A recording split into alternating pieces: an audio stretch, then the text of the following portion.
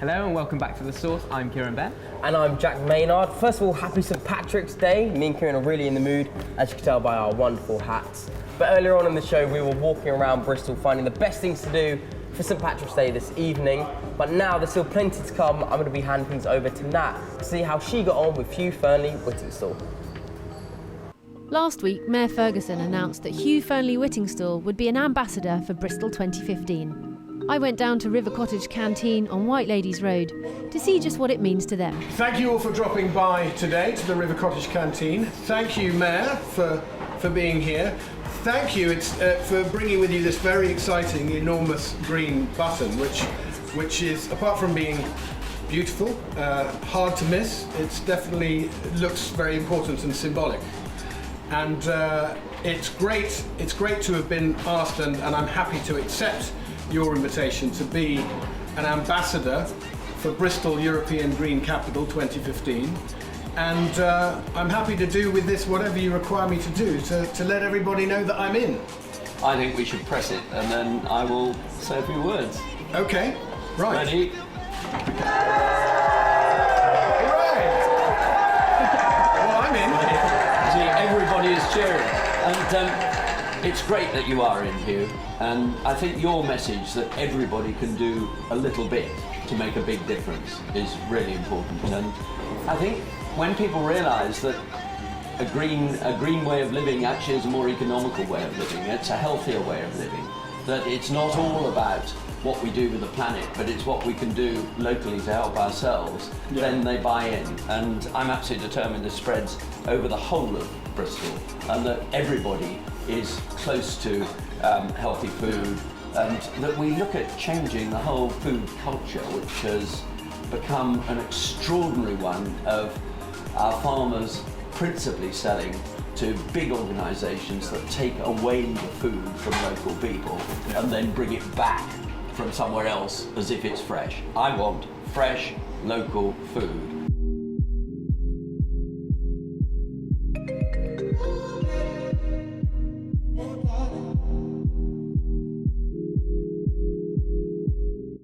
Obviously, we've got Hugh Fearnley-Whittingstall here in the River Cottage on White Ladies Road. What does it mean to you to have Hugh here as an ambassador? Well, it's great. I think he's the perfect person to be an ambassador. His approach to food and healthy eating and healthy living is absolutely the best possible example that we could have. And I think we want many more Hughs in all various fields of the environment, and so it's great.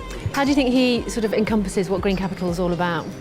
Well, I think what he said is that we can all do a little thing.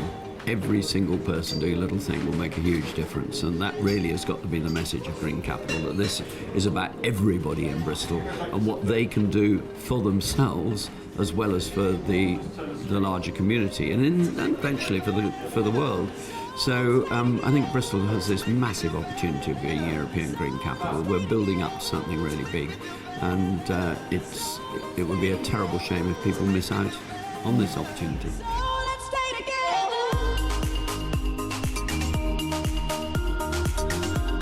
So here on The Source this Tuesday, I have the absolute pleasure of meeting up with Hugh Fearnley-Whittingstall at the River Cottage Canteen here on White Ladies Road. Hello, Hugh. Hi, hello, Natalie. Absolute pleasure to have you on the show. Lovely to have you here in the canteen. Great. Well, today we're here mainly to talk about Bristol 2015, because you're an ambassador for 2015 now, I believe. I have that honour. I've been invited by the Mayor to be an ambassador for Bristol European Green Capital 2015, and I'm delighted to accept. It's such a great initiative. It should be a brilliant thing for the city, and not just for the city. It's a brilliant opportunity for the city to show the world what a city like Bristol can do. It's fantastic. Yeah, absolutely. And I mean, obviously your practices, and I can see why you got invited to be an ambassador here. What do you think sort of 2015 can do for the people of Bristol in terms of switching on to ideas perhaps that you've been aware of for many years? Well, I think I would quite like the way the Mayor's flipping that question a little bit and saying, what can the people of Bristol do for Bristol Green City 2015? I think the initiative is going to come from Bristolians. They're a smart and creative bunch. I mean, people know some of the initiatives that you can take, particularly around food, sourcing a bit more locally, basing a bit more of your cooking and eating around veg, maybe not eating quite so much meat, which always has a higher cost in terms of the environment than veg. But I mean, these are not completely new ideas, but I think what's exciting is to see how messages are going to travel around the city and what initiatives people are going to pick up on. And I understand there's going to be a website that's very much for Bristol, and that people are going to put up their initiatives and see what catches on. Yeah. So it's the beginning of a big conversation for the city and an exciting year ahead. Yeah. How do River Cottage Canteen, how are you embracing 2015 here as European Green Capital? Well, obviously, River Cottage, from the outset, for me, the restaurants have been all about sustainability. But, you know, that doesn't mean we can't do things better. We've always tried to source our produce locally, and we continue to do that. But there's always ways of improving. Issues like waste in the restaurant industry are always difficult. There are always challenges there. We can talk to our suppliers about how we can reduce that. We've always been very happy to give people a doggy bag to take a bit of food home with them. Good. We've now got that statement on the menu reminding people and chalked up on the board. I really want people, you know, we like to err on the side of generosity, not serve people absurd amounts of food that they can't eat, but we like to be generous. So there's a bit of food left, we'll pack it up for you. You can take it home. Taking away the stigma from taking home your leftovers. There is no stigma. I think it's really, really important to realise that. I did it yesterday, in fact, in a well-known London restaurant. I actually brought some food home with me on the train and had it for my supper. A little frittata it got turned into. And actually, these issues are very much at the core of what I'm doing this year. I've just begun a series for the BBC about waste and the problem of waste. Yes. Not just food waste, but waste in general. And I'm writing a thrifty cookbook that particularly looks at how to be smart with our leftovers, and that'll be out later in the year. So it just chimes very much, the Bristol story chimes with me very much this year. So a busy time in the restaurant too, because you've got your new spring menu launching at the moment, haven't you, at River Cottage Canteen? Yeah, it's that interesting time of year. You've got all that exciting fresh produce coming through. It's always a bit tricky. The people, it's always a bit later than you think. We've got the kale and the broccoli at the moment. We also have to wait a little bit longer for those lovely, for the asparagus and the tender young first peas and broad beans. But they won't be long now, and meanwhile we've got a fantastic early spring menu being launched today, which Sam has helped us put together, and looking forward to feeding a hungry bunch of Bristolians very shortly, actually. Good, and lovely to hear. In fact, here comes breakfast. Good, well, I think that's probably about time to... A little bit of eggy bread with some apple and walnut on top. Well, that's enough. I've had enough of talking to you now. I think I'm going to go and have some breakfast. Tuck in, Natalie, and we'll catch up with Sam too and talk about the menu in just a moment. Don't go home hungry. Hugh Fearnley-Whittingstall, thank you very much. It's been a pleasure talking Thank to you. you. Thanks, Natalie.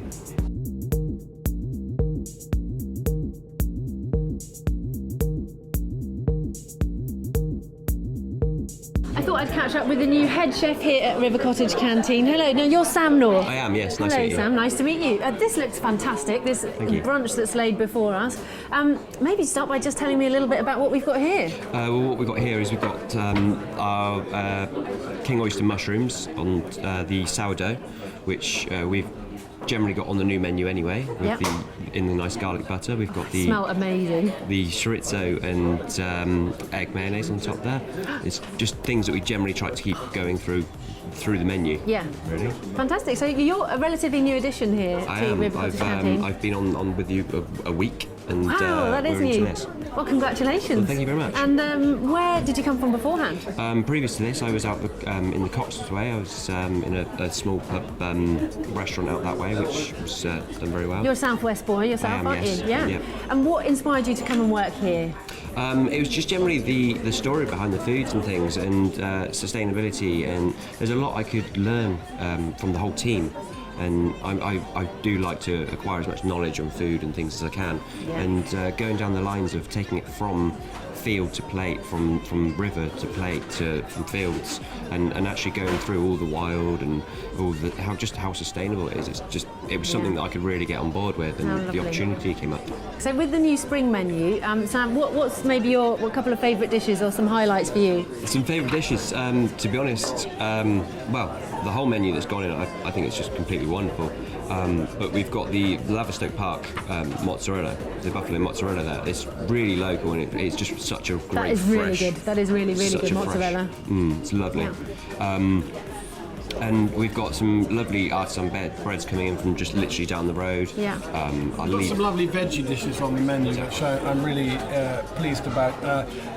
Fish and meat have always been a big thing for us, but I think at a time when people are looking to eat both more sustainably and more healthily, veg is going to be a really important part of our menu going forward. To get that inspiration of sort of what you do with the veg, because that's another thing that can happen when you come to restaurants like yours, is to... Lively and unusual salads. I mean, Sam's got this lovely thing on marinated rhubarb with celeriac and fennel, orange and almonds. Hello. I mean, that is just all raw, fresh crunch. I mean, that's rude health, but also lots of tangy flavours and textures. Yeah. And also we've got the grilled lettuces. Now, people don't necessarily think of lettuce as a grilling vegetable, but those tight-hearted spring lettuces are great off the griddle with that little charcoal stripe on them. That's what I mean about the inspiration. You come here and you get some inspiration from the best. It's a pleasure to. Wonderful. Well, it's a pleasure to be feeding Bristol, and we're looking forward to a spring and a summer of inspired cooking from Sam, and I know he's up for it. Oh, well, wonderful. Thank you both. And to our viewers at home, you have got a chance to win a brunch for two, cooked by this lovely gentleman here in the River Cottage Canteen. So check our Facebook page for more details. Thank you both very much. Thanks very much. Thanks, Natalie. Well, thank you for that, Nat and Hugh, but now sadly, it's time to end the show. Oh, well, still got St. Patrick's night, so let's go out now and have a good time. Hope and you're going to have a good time. Yeah, hopefully all of you guys are as well. Tweet me what you're doing at Made in Bristol TV, #The Sauce. We better go and get ready now, but I'll see you here tomorrow at 6:30 p.m. on Made in Bristol TV.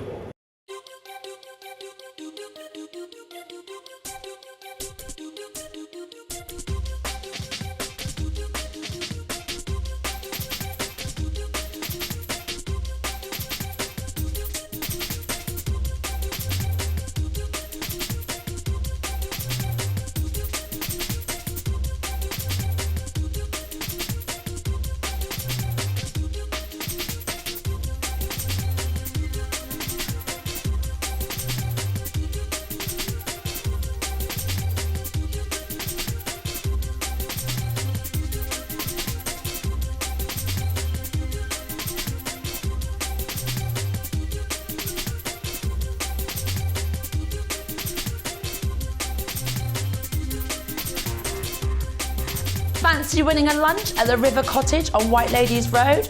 Well, they've got a fantastic new menu and you need to go and check it out. Go and check out all the terms and conditions on our Facebook page. But get on down, you never know, you might win.